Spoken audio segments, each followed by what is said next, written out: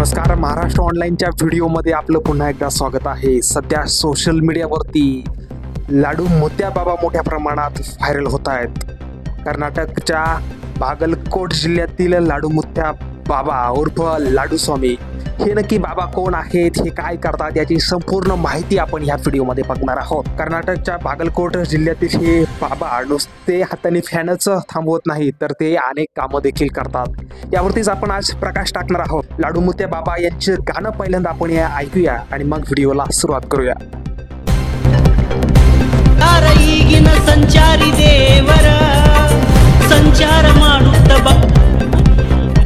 हेच ते गाणं ऐकलं। ह्याच गाण्याने सध्या सोशल मीडियावरती प्रचंड असा धुमाकूळ घातलाय। लाडू मोत्या बाबा यांना फॅन बाबा म्हणून देखील आता एक नवं नाव हे नेटकऱ्यांनी पाडलेलं आहे। याची सुरुवात झाली ही लाडू मोत्या बाबांनी आपल्या भाविकांच्या घरामध्ये गेल्यानंतर त्यांचा फॅन जो आहे तो त्यांनी चालू फॅन थांबवला व नंतर या बाबाची प्रचंड चर्चा ही सध्या सोशल मीडियावरती सुरू आहे।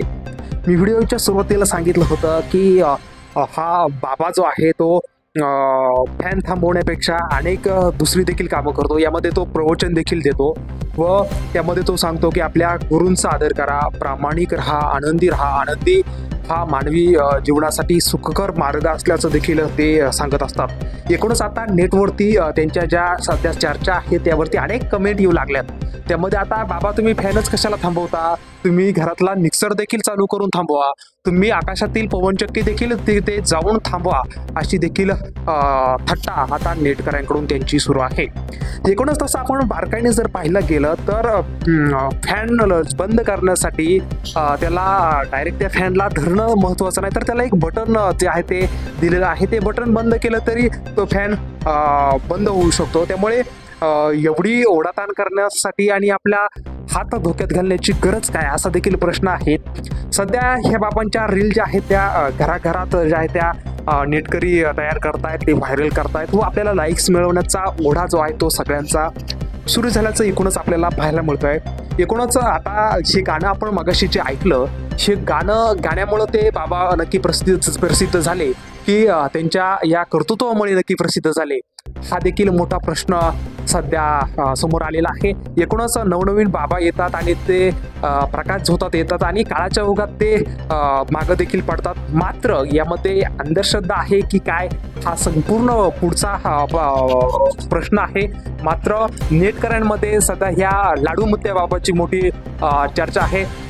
महाराष्ट्र ऑनलाईनवरती आपण हा सगळा माहिती आपण पाहत आहेत आणि आपल्या चॅनलला जर तुम्ही सबस्क्राईब केलं नसाल तर नक्कीच सबस्क्राईब करा।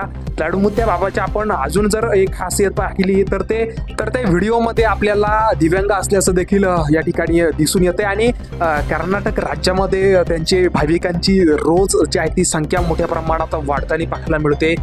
एकूणच आपल्या महाराष्ट्रामध्ये सोशल मीडियावरती जे धुमाकूळ घालतात त्यांना एक वेगळी आदर या ठिकाणी आपल्या महाराष्ट्रामध्ये पाहायला मिळतो।